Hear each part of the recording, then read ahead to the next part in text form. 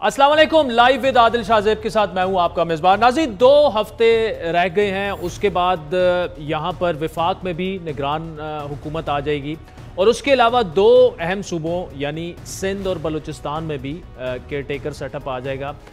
बातचीत जो है वो यहां पर तो शुरू हो चुकी है इस्लामाबाद में, और केयर टेकर वज़ीर-ए-आज़म जो हैं वो कौन बनेंगे इसका फ़ैसला आइन के मुताबिक तो वज़ीर-ए-आज़म शहबाज शरीफ और अपोजिशन लीडर राजा रियाज ने करना है। लेकिन ज़ाहिरी बात है कंसल्टेशन होगी, उसमें नवाज शरीफ साहब की भी सह होगी, आसिफ जरदारी साहब की भी होगी, मौलाना फजल रहमान की भी होगी और मुक्तदर हल्कों यानी इस्टेब्लिशमेंट की भी सह होगी। सिंध की अगर बात की जाए, कल ही हमने खबर देखी कि MQM से वाबस्ता जो खातून है राना साहिबा, उनको अपोजिशन लीडर बना दिया गया। वो पहली खातून अपोजिशन लीडर हैं सिंध में। मुराद अली शाह साहब पीपल्स पार्टी के सीनियर रहनुमा हैं, वज़ीर आला सिंध भी हैं। वो उनसे कंसल्टेशन करेंगे कब इसका आगाज़ होगा, सिंध असम्बली कब डिज़ोल्व होने जा रही है। और इसके अलावा पीपल्स पार्टी इस वक्त सोच क्या रही है।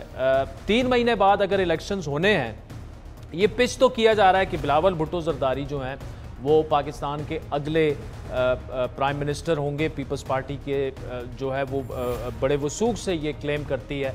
लेकिन क्या ग्राउंड रियलिटीज़ खुसूसन पंजाब में इस वक्त पीपल्स पार्टी जो है वो इतनी स्ट्रॉन्ग नहीं है। पंजाब के बगैर क्या पीपल्स पार्टी बिलावल भुट्टो को प्राइम मिनिस्टर बना पाएगी या नहीं। उसके अलावा कुछ खबरें ऐसी हैं कि पीपल्स पार्टी में कुछ लोगों ने शमूलियतें करनी थी, वो अब नहीं शामिल हो रहे, या बलूचिस्तान अवामी पार्टी के कुछ लोग जो शामिल हो गए थे वो शायद पार्टी छोड़ने का सोच रहे हैं। इसके अलावा इस्तेकाम पार्टी पंजाब में बन गई और तहरीक इंसाफ पार्लियामेंटेरियन पुख्तूनख्वा में बन गई। तो वो जो तहरीक इंसाफ के लोग जो छोड़ के जा रहे हैं, पीपल्स पार्टी का तो ऑब्वियसली ख्याल ये था और काफ़ी लोगों का ये ख्याल था कि वो शायद पीपल्स पार्टी में शामिल होंगे, लेकिन ऐसा नहीं हुआ। तो पीपल्स पार्टी के खदशात क्या हैं? क्या ये खदशा पीपल्स पार्टी का भी है कि नवंबर में इंतखाबात नहीं होंगे, डिले हो जाएंगे, जनवरी फरवरी में ये इंतखाबात होंगे? तो नाज़रीन, इन तमाम सवालात का जवाब देने के लिए आज हमारे साथ मौजूद हैं पीपल्स पार्टी के सीनियर तरीन रहनुमाओं में उनका शुमार होता है वज़ीर आला सिंध है सैयद मुराद अली शाह साहब। शाह साहब, thank you so much for joining अस।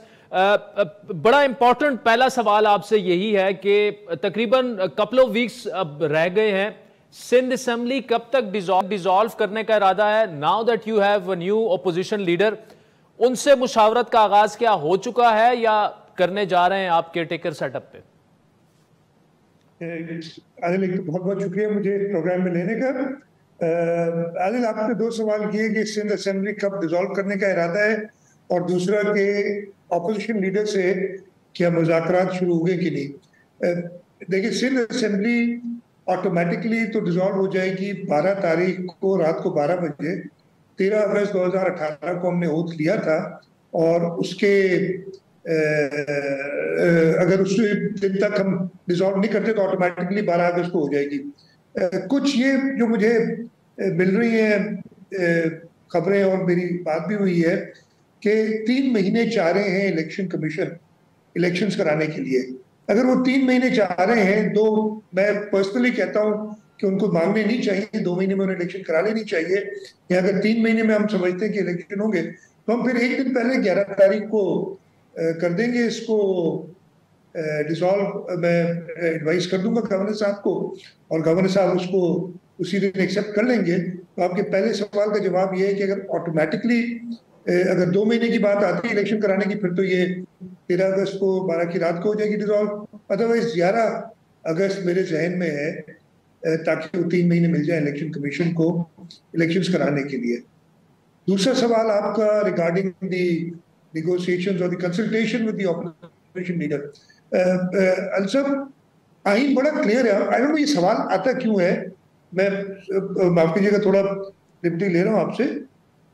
11 तारीख को या 12 को जब भी डिसॉल्व होती है असेंबली, आइन में लिखा है कि 3 दिन के अंदर लीडर ऑफ द हाउस और लीडर ऑफ द ऑपोजिशन यानी चीफ मिनिस्टर सूबे के हवाले से चीफ मिनिस्टर और लीडर ऑफ द ऑपोजिशन मिलके कंसल्टेशन में अगर किसी एक नाम पे एग्री कर जाते हैं तो उनको 3 दिन दिए जाते हैं। तो अगर लेट से 11 को होती है असेंबली डिसॉल्व तो 12, 13, 14 3 दिन होंगे और उन्हें 3 दिनों में करनी है। कोई एडवांस में कंसल्टेशन की कोई पाबंदी नहीं है कि ना की जाए, लेकिन कोई जरूरत भी नहीं है। और मेरा ख्याल है 3 दिन बहुत होते हैं ये फैसला करने के लिए whether we agree on one person और नॉट, और वो 3 दिन इस्तेमाल करेंगे हम। ठीक। अच्छा शाह साहब, एक तो ओपोजिशन लीडर जो है राना अंसार साहब आ गए एमक्यूएम पाकिस्तान की, और हलीम आदिल शेख साहब जो है he is no more opposition leader. तो एक तो एमक्यूएम पाकिस्तान आपकी फेडरल में इत्तेहादी है, उनसे तो कंसल्टेशन जो है वो आप करेंगे, लेकिन उसके अलावा जो है जो बाकी आपके इत्तेहादी हैं या मरकज का क्या कोई इम्पैक्ट होगा? सिंध में कौन केयर टेकर प्राइम मिनिस्टर बनता है, किसी और से आप कंसल्टेशन करेंगे, या जो आइन में तहरीर है वो यही है कि आप ओपोजिशन लीडर के साथ कंसल्टेशन करके और आप कंसेंसस पे एग्री अगर हो जाते हैं तो केयर टेकर सीएम आ जाएगा? सर देखिए, इसमें अगर हलीम आदिल शेख साहब होते लीडर ऑफ द ऑपोजिशन होते तो मैं पहले ही कह चुका हूं, मैं उनसे कंसल्टेशन करता, मैं उन्हें जरूर रिक्वेस्ट करता कि वो मिले और हम कंसल्ट करके और एक नाम दे सके। अब वो तो होना था जैसे होना है once the assembly is dissolve, वो कंसल्टेशन उससे पहले नहीं होगी। लेकिन मेरे ऊपर ये फर्ज है कि ऑब्वियसली लिखा तो चीफ मिनिस्टर है या लीडर ऑफ द हाउस और लीडर ऑफ द ऑपोजिशन, लेकिन हम एक अपनी पॉलिटिकल पार्टीज से और जो स्टेक होल्डर्स और पॉलिटिकल पार्टीज हैं, हम उन सब से जरूर राय लेते हैं, और जो ट्रेजरी साइड पे पार्टीज होंगी उनसे राय लेना मेरा फर्ज है। और जो अपोजिशन की पार्टीज है, इसलिए कि अपोजिशन भी इस वक्त 3-4 जमातों में मुश्तमिल है सिंध असेंबली में, और मुझे ये उम्मीद है कि वो भी उनसे राय लेंगी लीडर ऑफ द अपोजिशन साहिबा, और फिर हम जब बैठेंगे तो एक कोशिश यही होगी कि कंसेंसस से ऐसा उम्मीदवार आए जिसकी एक्सेप्टेबिलिटी हो और जिसके लिए हमारी पॉलिटिकल पार्टीज सारी एग्री करें, और वफाक से कोई हमारे ऊपर कोई ऐसी पाबंदी तो नहीं होती कि आपने सलाह मशवरा करना या नहीं, लेकिन I am sure her political force के साथ जरूर मैं उनकी राय लूंगा और उसके बाद कोशिश करूंगा कि उनकी राय के नजर में मैं कोई नाम प्रपोज करूं लीडर ऑफ द ऑपोजिशन के साथ कंसल्टेशन। शाह साहब, फेडरल की बात हो तो दो पॉइंट ऑफ व्यू हैं कि जी किसी टेक्नोक्रेट को होना चाहिए, लेकिन फिर आपकी जमात भी समझती है, पीएमएलएन भी समझती है, जो कि इत्तेहादी हैं यहां पर, कि किसी सियासतदान को होना चाहिए। सिंध की हद तक आपकी जाती राय क्या है? क्या आप समझते हैं कि कोई सियासतदान आए या टेक्नोक्रेट आए? ये सवाल फ्रेम करते हुए एक साथ में मैं ये भी ऐड करूंगा कि सियासतदान अगर होगा तो वो जाहिर बात है, पीपल्स पार्टी बहुत बड़ी जमात है, सिंध की सबसे बड़ी जमात है, पाकिस्तान की भी एक बड़ी जमात है, तो क्या उसका ताल्लुक पीपल्स पार्टी से भी हो सकता है अगर ओपोजिशन उस पर मान जाए? तो अगर सियासतदान आता है कोई तो अच्छा, अगेन कोई पाबंदी नहीं है कि सियासतदान हो या ना हो या टेक्नोक्रेट हो। अगर हमारी दोनों पार्टीज यानी जो ऑपोजिशन की पार्टीज और ट्रेजरी वाली पार्टी सिंध में किसी नाम पे भी एग्री करती हैं, आप छोड़ दें सियासतदान है या टेक्नोक्रेट है या ब्यूरोक्रेट है या जुडिशरी से कोई है, एक्स जुडिशरी से, तो वो उसको छोड़ दें। अगर हम एग्री करते हैं तो कोई पाबंदी नहीं है कि किस किस्म के, ये एक साइड हो गई इसकी। दूसरी साइड ये है सारी बात की कि मेरा पर्सनल राय कि हमारी इंस्टीट्यूशंस को इतना स्ट्रांग होना चाहिए, यानी इलेक्शन कमीशन इलेक्शन कराती है उसको इतना स्ट्रांग होना चाहिए कि उनको फर्क ना पड़े। दुनिया के तकरीबन हर मुल्क में, मुझे तो अभी इतने कोई खास नहीं मिला लेटली कोई ऐसा मुल्क के जहाँ पे कोई केयर टेकर सेटअप आता है 2 या 3 महीने के लिए और वो इलेक्शन कराता है। तो हमारी अनफॉर्चुनेटली हम अपनी इंस्टीट्यूशन को इतना स्ट्रांग नहीं कर सके, या कोई ऐसी वजूहत आ गई जिसकी वजह से ये केयर टेकर की बात 18वीं तरमीम में लानी पड़ी। ना हैविंग सेड दैट, अगर ले आए हैं तो ये बहुत जरूरी है कि ऐसा शख्स आए, और अगेन वो पॉलिटिशियन भी हो सकता है, टेक्नोक्रेट भी हो सकता है, जो कोई भी हो सकता है, जिसकी अग्रीमेंट दोनों साइड यानी ट्रेजरी और अपोजिशन को हो और वो इम्पार्शियल हो के इलेक्शन करा सके। अगर कोई पीपल्स पार्टी का सियासतदान है तो जरूरी नहीं है कि वो इलेक्शन में पीपल्स पार्टी की सपोर्ट करेगा। अगर वो सियासतदान आए, किसी भी पार्टी का आएगा, तो वो ये जरूरी है कि वो इम्पार्शियलिटी अपनी रखे, और उसके लिए इसीलिए ये कंसल्टेशन की बात है कि दोनों साइड्स, ट्रेजरी और ऑपोजिशन ने आपस में कंसल्ट करना है।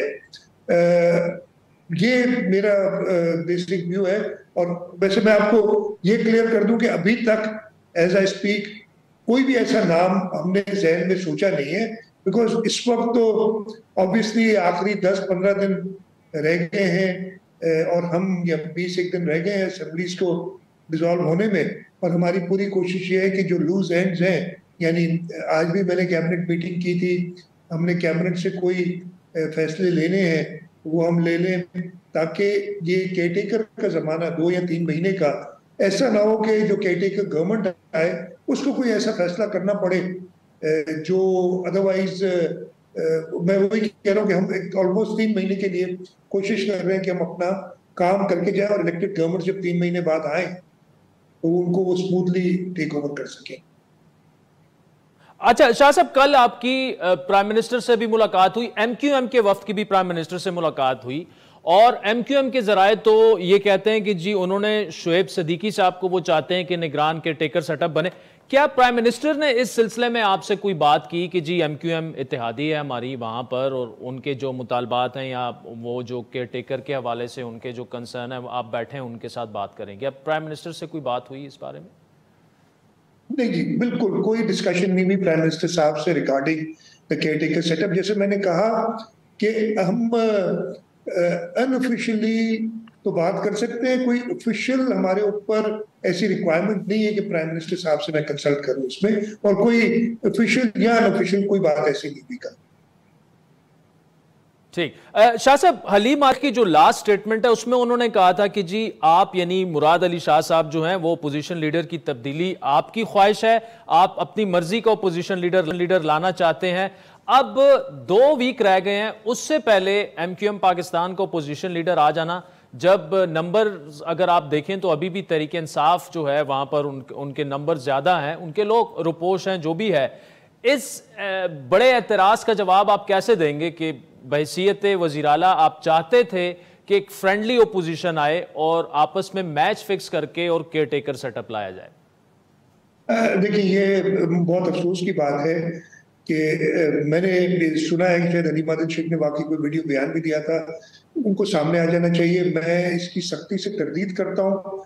ट्रेजरी का, चीफ मिनिस्टर का change of leader of opposition में कोई रोल नहीं है, और मैं अगर आप कहें तो ये कह सकता हूँ कि मेरे साथ कभी भी मुत्तहिदा कौमी मूवमेंट या किसी और अपोजिशन पार्टी, चाहे जो मैंने कल देखा है इसलिए कि वो ऑफिशियली स्पीकर साहब ने जो ऑर्डर किया है, तरीक़ेकार ये कि वो स्पीकर के पास जाते हैं, उन्होंने बताया कि 20 एक मेंबर हैं मुत्तहिदा कौमी मूवमेंट के, उसमें सिग्नेटरीज 10 गालिबन हैं ग्रैंड डेमोक्रेटिक अलायंस GDA के, और 9 मेंबर हैं जो PTI के मुनहरिफ कह रहे हैं या जो अपनी पार्टी से अलग हुए, जो भी उनका है। मैं आपको ये कहता हूँ कि ये 39 लोग हैं, 39, इनमें से किसी एक की भी मेरे से ना बात हुई है ना मुलाकात हुई है।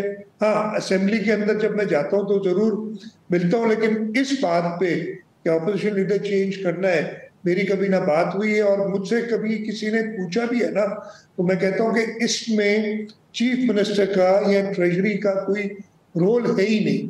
और मेरे पर इल्जाम डालने की बजाय अगर आप अपनी आईनी जिम्मेदारी पूरी करें, असेंबली में आए, अटेंड करें और ऑपोजिशन का किरदार अदा करें, तो शायद ये नौबत नहीं आती। अगेन मैं नहीं कह सकता कि ऐसे क्यों हुआ, लेकिन शायद ऑपोजिशन वालों ने कहा जी हम बगैर लीडर ऑफ द ऑपोजिशन के चल रहे हैं, तो हमें चेंज करना चाहिए, इसलिए लीडर ऑफ द ऑपोजिशन उनको आना चाहिए था और वो नहीं आया, और लेकिन मुझ पे डाल रहे हैं, तो मुझे तो इसकी समझ बिल्कुल नहीं आती। वैसे ही वो उनकी आदत है अपनी नाकामियों की दूसरों को उसका इल्ज़ाम देना।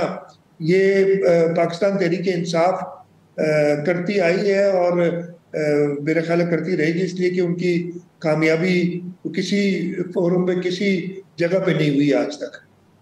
मुराद अली शाह साहब, आप हमारे साथ मौजूद रहेगा। नाजरीन, ब्रेक के बाद वज़ीर आला सिंध से गुफ्तगू जारी रहे। वेलकम बैक नाज़रीन। आज हमारे खुसूसी मेहमान हैं वज़ीर आला सिंध मुराद अली शाह साहब। शाह साहब, मरकज की सियासत की बात करते हैं। यहाँ पर सेक्शन 230 जो है इलेक्शन एक्ट 2017 का, वो अमेंड हो चुका है। पीपल्स पार्टी ने पहले दिन काफ़ी उसकी मुखालफत की कि निगरान जो वज़ीर आज़म है उनके इख्तियारात में इजाफा किया गया, लेकिन फिर वो कानून साजी जो है वो हो चुकी है। आप क्या समझते हैं कि केयर टेकर जो चाहे वो वज़ीर आला हो या वज़ीर आज़म हो, यहाँ पे उन्होंने बड़े अहम फैसले लेने होंगे, क्या ये दुरुस्त फैसला है? और पीपल्स पार्टी को क्या एतराज़ थे शुरू में जो कि 24 आवर्स में वो एतराज़ात खत्म हो गए? मैं उन नेगोशिएशन या उसमें नेशनल असेंबली में और सेनेट में हुआ जॉइंट पार्लियामेंट सेशन के अंदर मैं पार्ट पर्सनली तो नहीं था। जो मेरी इतला है, हमें ऑब्जर्वेशन यही थी कि जी केयरटेकर गवर्नमेंट को कोई ऐसा फैसला नहीं करना चाहिए जो बाद में आके एक इलेक्टेड गवर्नमेंट अंडू ना कर सके, और एक इलेक्टेड गवर्नमेंट को यही छोड़ देने चाहिए ऐसे पॉलिसी जो पॉलिसी डिसीजंस। लेकिन जो मेरी बात जो मुझे समझ आई है, जो वहाँ डिस्कशंस हुई हैं कि मुल्क की सूरत हाल ऐसी है, हम IMF वाले एक रिजीम में चल रहे हैं।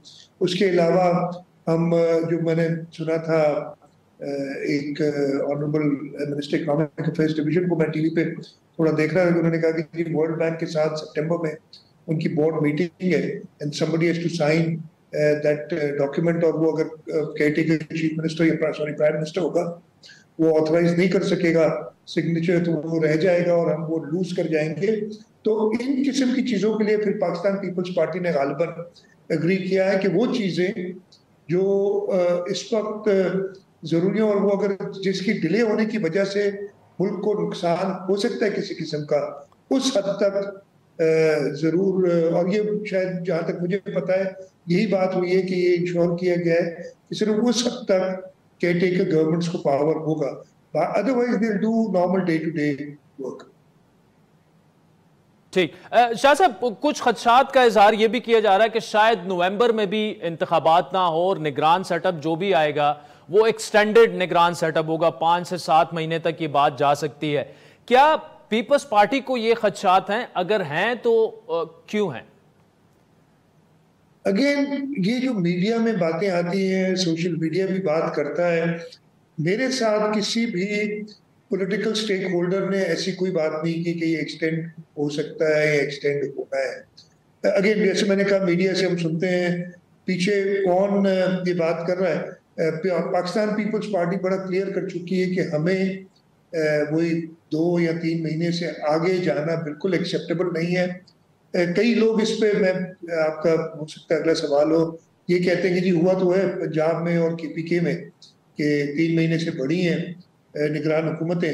उसकी वजह यही थी जो आज मैं ख्याल है हाइंडसाइट सब इससे अग्री कर रहे हैं कि अगर आज इलेक्शन हो रहा होता और पंजाब और KPK में किसी एक पॉलिटिकल पार्टी, जो भी हो पॉलिटिकल पार्टी, उसकी गवर्नमेंट होती, तो फिर क्या आप उसको हटा के फिर 3 महीने के लिए केयरटेकर लाते, या एक इलेक्टेड गवर्नमेंट, जब आपको पता है इन दोनों प्रोविंशियल असेंबलीज में इलेक्शन नहीं होना है, उसका इफेक्ट क्या वफाक में कि नेशनल असेंबली के इलेक्शंस में उन सूबों में आता कि नहीं आता, सब उसके यही जवाब दे रहे हैं कि हाँ। तो उन्होंने, इलेक्शन कमीशन ने इसको आगे करने के लिए यही कहा था कि जी एक वक्त में इलेक्शंस हो जाए।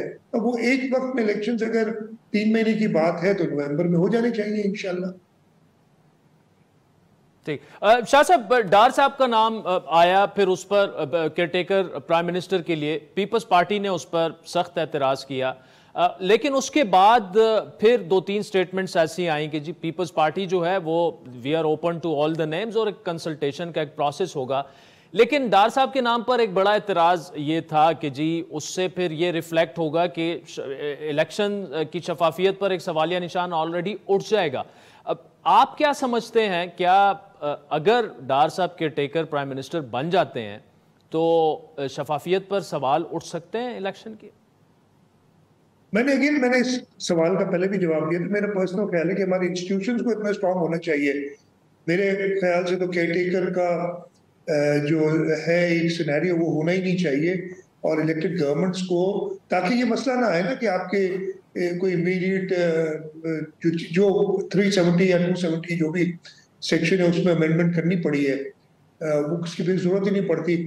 तो मैं वही रिपीट करूंगा कि सारे पॉलिटिकल स्टेक होल्डर्स, ऑपोजिशन वाले अपनी ऑपोजिशन जमातों को कंसल्ट उन्हें करना चाहिए, ट्रेजरी साइड वाले चाहे वो वफाक में हो या सूबों में हो, उनको अपने पार्टनर्स को कंसल्ट करना चाहिए। और जो आइन में तरीक़ेकार है कि जी लीडर ऑफ द हाउस और लीडर ऑफ द ऑपोजिशन मिलके एक नाम पे एग्री हो जाते हैं तो उसको केयरटेकर प्राइम मिनिस्टर या चीफ मिनिस्टर होना चाहिए।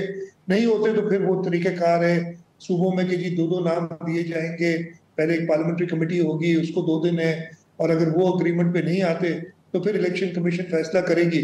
तो आइन के तरीके से चले, फिर चाहे वो जो भी नाम हो वो एक्सेप्टेबल होना चाहिए सबको। ठीक है, यानी शाह साहब लुबे लुबाब आपके जवाब का ये है कि फैसला आइन के तहत प्राइम मिनिस्टर और लीडर ऑफ द अपोजिशन ने करना है। वो अगर मुराद अली शाह के नाम पर एग्री करते हैं, इसहाक डार के नाम पर एग्री करते हैं निगरान वजीर आजम के तौर पर, वो सबको एक्सेप्टेबल होना चाहिए subject to consent of the person. Obviously हमने नाम ले लिया तो मैं उसका जवाब यही दूंगा।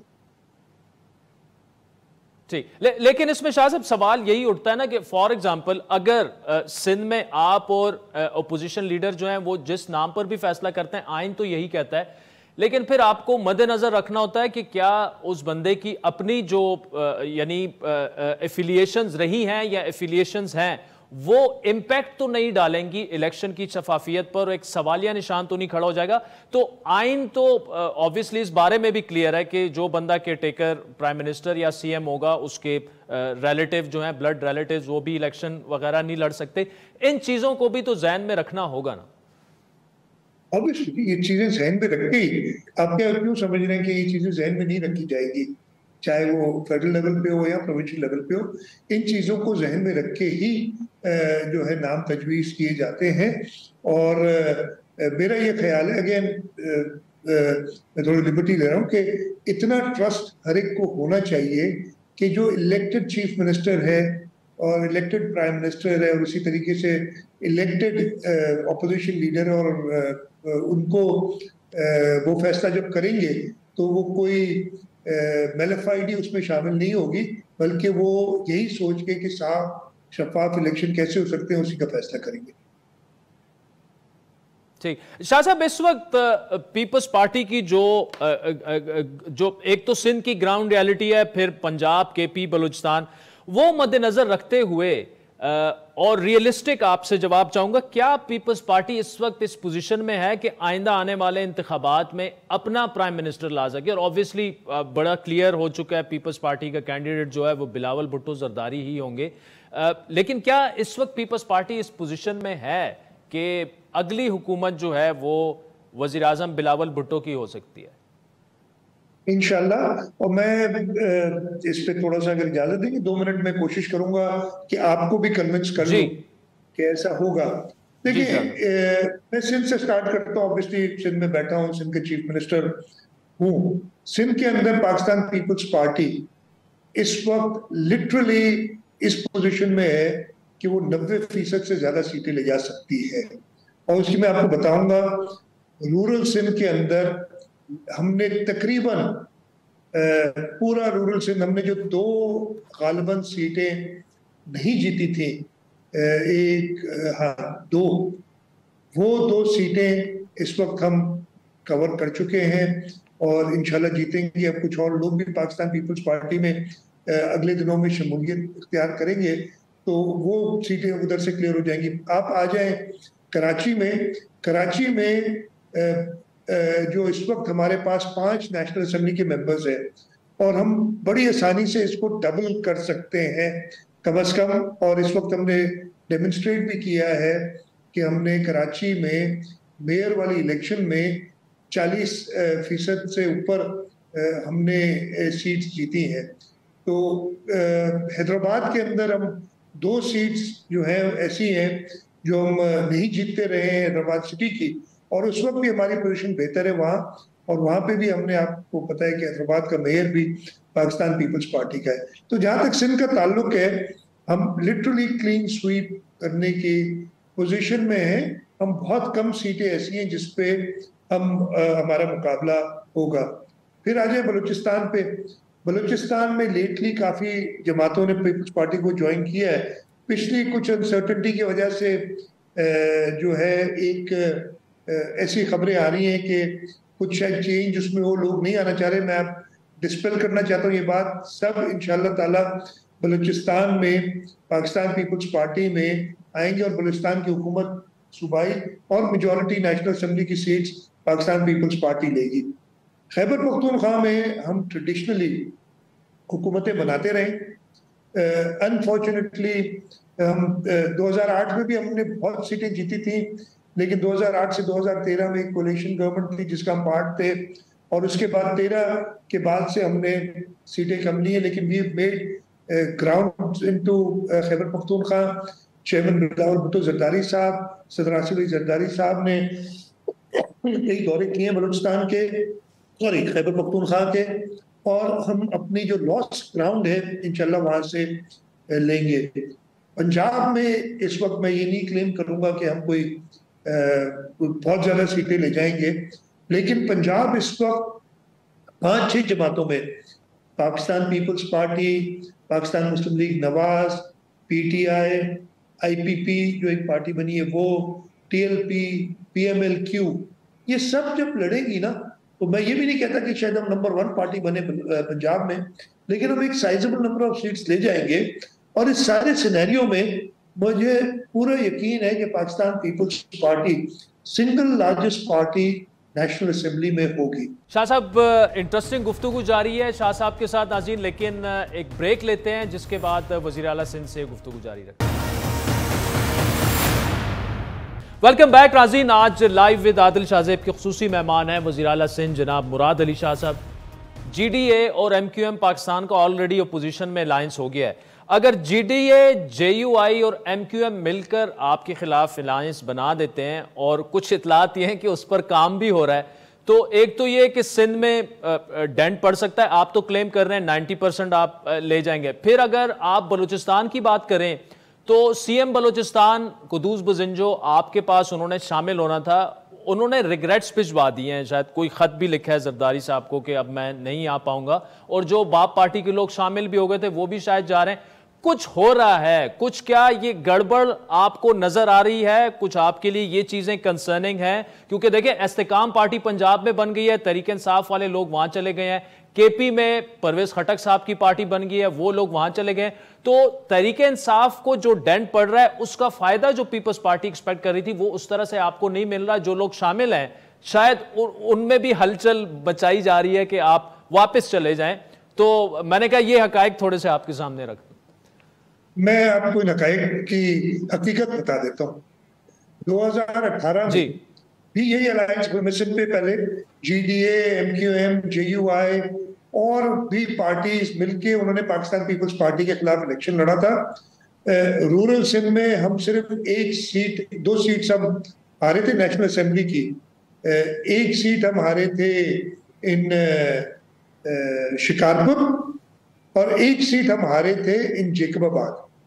और शिकारपुर में जो GDA के इलेक्टेड मेंबर थे, he is already joint Pakistan peoples Party, और वैसे भी हम इतनी बड़ी मार्जिन से वो सीट हारे नहीं थे, और ये उस वक्त भी सब इकट्ठी थी सारी जमातें। जो जेकबाबाद की सीट है, मुझे PTI ने जीती थी एक नेशनल असेंबली की सीट। मुझे पूरा यकीन है कि उधर इस वक्त हमारा लिटरली कोई मुकाबला ही नहीं है, और रिसेंट लोकल गवर्नमेंट इलेक्शंस में ये पता चल गया। तो वो ये तो पहले भी बने ना, अलायंस पहली बार नहीं बनेगा अगर बना तो। और ये तो अलायंस इसीलिए बनाया है कि वो लोग देख रहे हैं कि जी ये तो हमारे ही लोग छोड़ के चले जा रहे हैं, इसलिए कि 5 साल तक ना GDA ने ना मुत्तहिदा कौमी मूवमेंट ने, सिवाय ठीक है वो वफाक में इस वक्त हमारे साथ है, लेकिन सिवाय कंप्लेन करने के कई लोगों के मुश्किल वक्त में उनके साथ नहीं रहे। इस वक्त में इसी दौरान 2 सैलाब आए, इसी दौरान कोविड वाला मामला है, इसी दौरान वफाक की सख्त मुखालफत रही सिंध के लोगों के साथ, इस हद तक के उस वक्त के वजीर आजम कहते थे कि सिंध हमारा नहीं है। उस वक्त इन्होंने कुछ नहीं किया सिंध के लिए, तो वो इसीलिए भी साथ इकट्ठे होने की कोशिश कर रहे हैं कि उन्होंने देखा है कि अदरवाइज और बुरी शिकस्त से वो उनका सामना होगा, और वो शिकस्त इंशाल्लाह उनको होगी। कराची में भी हम इस वक्त मलीर में ज्यादा बेहतर पोजीशन में है। साउथ हम पूरा जीते हैं।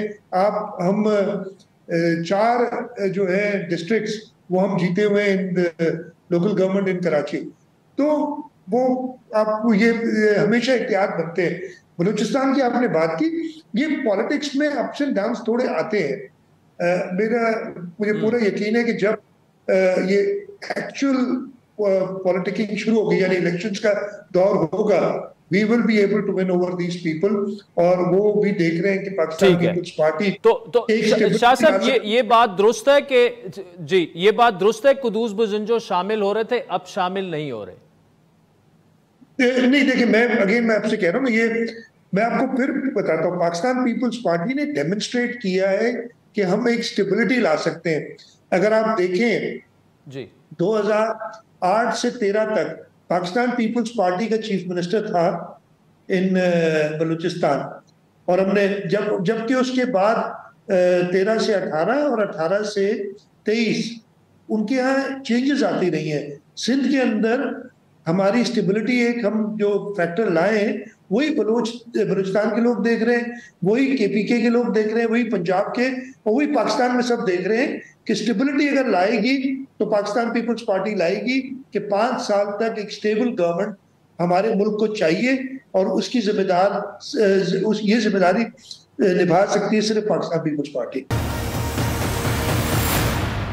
आसफा भुट्टो इलेक्शन लड़ रही है आने वाला 2023? देखें, आसफा भुट्टो साहिबा को इलेक्शन लड़ना है तो उन्हें किसी सीट के लिए अप्लाई करना पड़ेगा। हमारा तरीक़ेकार यही है, और उसके बाद parliamentary board Pakistan peoples Party का फैसला करेगा कि किसको टिकट दिया जाए। तो मुझे पर्सनली नहीं पता कि अगर बीबी आसिफा ने कहीं अप्लाई किया है किसी सीट के लिए इलेक्शन लड़ने के लिए कि नहीं, लेकिन जैसे मैंने कहा कि वो प्रोसेस से गुजरना पड़ेगा, apply for a seat, and the parliamentary board will decide कि किसको कहाँ टिकट देना है। वैसे शाह साहब, पाकिस्तान की सियासी जमातें इतनी जसारत कर सकती हैं कि कायद की बेटी को टिकट ना दें? आज तक हमने ये देखा तो नहीं है।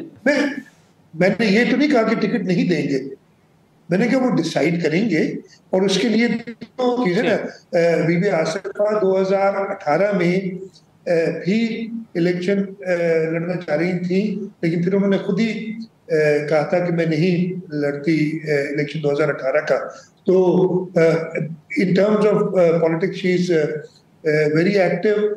वो हमारी जो है पोलियो की टीम को लीड भी करती हैं, हमारे इंटरनेशनल पोलियो एम्बेसडर है, तो she has all the credentials.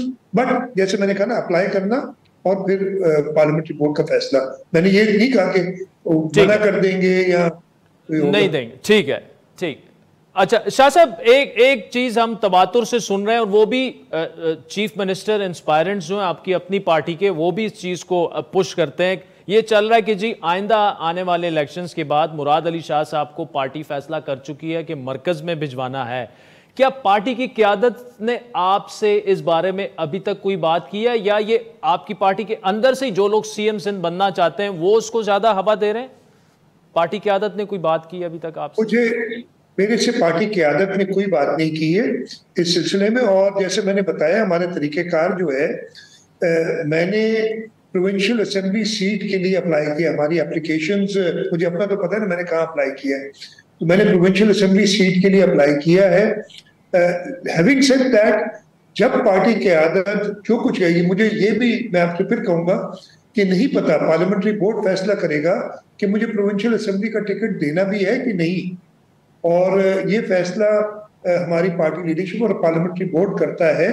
और लेकिन जो आपका सवाल था, मेरे से किसी ने डिस्कस नहीं किया। अगेन, मैं ये मुझसे किसी और एस्पायरेंट ने भी नहीं कहा कि जी अब आप तो नेशनल असेंबली जा रहे हैं तो मुझे सपोर्ट करें। मैं किसी को खैर इस पोजीशन में भी नहीं सपोर्ट करूँ। आई से माय गिव माय व्यूज। अगर मुझसे कभी पूछा गया, और मैं सेंट्रल एग्जीक्यूटिव कमेटी का मेंबर हूँ, तो जरूर पूछा जाता है उस वक्त, लेकिन ऐसी कोई बात सिवाय मीडिया के और कहीं से मुझे, मैं 2-3 टेलीविजन इंटरव्यूज दे चुका हूँ, यहाँ के भी मीडिया के लोगों से बात होती है, तो ये सवाल जरूर मेरे से किया जाता है, जवाब होता है। ठीक है। अच्छा शाह साहब, आखिर में चूंकि आप होम मिनिस्टर का पोर्टफोलियो भी आपके पास है, ये जो कच्चे का एरिया है, हर हफ्ते 2 हफ्ते बाद हम देखते हैं वो डाकू उठ के सैकड़ों की तादाद में वो गांव के गांव में चले जाते हैं, किडनैपिंग हो जाती है। क्यों अभी तक उस पर काबू नहीं पाया जा सका, और ये इतना अचानक सर्ज जो है ये हमें क्यों नजर आ रहा है? क्या इसको आप चूंकि होम अफेयर्स भी देखते हैं, आपकी नाकामी कहा जाए या और कोई वजूहात हैं इसकी? क्योंकि it needs to be sorted, क्योंकि ये जो खबरें आती हैं हमें ऐसा लगता है कि वो जो कबायली इलाका, कभी कभी हम उन्हें इलाका गैर कहते थे, वो अब सिंध में उसका वजूद आ चुका है। इसमें ये मैं आपको बता दूं कि 2008 में कच्चे का इलाका नहीं, इवन पक्के का इलाका, मैं 2007 तक 4 अप्रैल को अगर हम सखर से गढ़ी खुदाबख्श तक नौदेरों तक जाते थे तो हमें इंतजार करना पड़ता था कि पुलिस का कॉन्वॉय, एक 25-30 गाड़ियां जमा करते थे, फिर वो कॉन्वॉय की सूरत में इन protection of police, sometimes rangers, even the army, हम एक जगह से दूसरी जगह जाते थे। इतने खराब हालात थे। अल्लाह ताला का शुक्र है हालात पहले से बहुत बेहतर है। ये जो रिसेंट सर्ज आई है, मैंने इस पर बड़ी वॉरकॉस की है, हमने मीटिंग्स की है लॉ इन्फोर्समेंट के साथ। एक फिनोमेना हो गया था कि ये डाकू लोगों को इंसाइट करते थे, वो हनी ट्रैप्स जिसे कहते हैं, खवातीन की आवाज में उनको बुलाते थे। और हमारे लोग, अनफॉर्चुनेटली ऐसा भी हुआ है कि एक दिन किसी को रोका है, वो जा रहा है, पुलिस की जो चौकियां बनी हुई है, तो अगले दिन वो छुप के उधर से निकल जाता था, या फिर वो और तरीके से इंटाइस करके लोगों को कि जी सस्ती गाड़ियां मिल रही हैं, सस्ते ट्रैक्टर मिल रहे हैं। ये इस वक्त तकरीबन हमने खत्म कर दिया। और डाकुओं के पीछे जो ये काम कर रहे थे, हमारी पुलिस बड़ी एक्टिवली गई। अनफॉर्चुनेटली उन्होंने फिर एक और तरीका ये आजमाया कि वो लोग जिनसे एक कहानी बने, और उन्होंने कहा कि वेरी अनफॉर्चुनेट, हमारी घोट की कंकोड ब्रिज पे लोग काम कर रहे थे, वहां से सुबह पंजाब के 3 वर्कर्स थे, उनको उठा के ले गए आज से कोई 1-1.5 महीना पहले। फिर एक FC का पख्तून स्पीकिंग, पश्तो स्पीकिंग शख्स था, उसको उन्होंने किडनैप किया। फिर वो क्या करते हैं कि माइनॉरिटीज, ताकि वो इंटरनेशनल एक खबर बने, जब भी उनसे मिलना कुछ नहीं है उनको। आप बताएं, पश्तून FC का मुलाजिम जिसकी तनख्वाह 30-35 हज़ार रुपए महीना होगी, वो क्या देगा, या जो मुलाजिम है ब्रिज की। तो इन लोगों ने ये काम शुरू किया, और हिंदुओं को, मुस्लिम को। लेकिन मैं आपको ये बताऊं कि in the last few days हमने पिछले 4 दिनों में हमने 7 लोग रिकवर किए हैं इस वक्त तकरीबन जो है। और वो जो ब्रिज पे काम कर रहे थे लोग, वो भी रिकवर हो गए, FC वाला मुलाजिम भी रिकवर हुआ, और हम एक्टिवली इनके पीछे जा रहे हैं। वी मेड प्लान्स, इंशाल्लाह ताला। हम तो अभी टाइम हमारा जो है 12-13 अगस्त जैसे आपको पता है खत्म हो जाएगा, बट मैंने पुलिस के साथ मिलके, लॉ इन्फोर्समेंट के साथ मिलके पूरा एक प्लान बनाया हुआ है, how we are going to take these dacoits on. और इंशाल्लाह ताला इन इलाकों से हमने पहले भी खत्म किया, आगे भी खत्म करेंगे इनको। ठीक है, चलें। मुराद अली शाह साहब, वज़ीर आला Sindh, thank you for joining us. नाज़रीन, आज के प्रोग्राम पर फीडबैक जरूर दीजिएगा। हमारा ट्विटर हैंडल है @आदिल शाहज़ेब। इजाजत दीजिए, खुदा हाफिज़।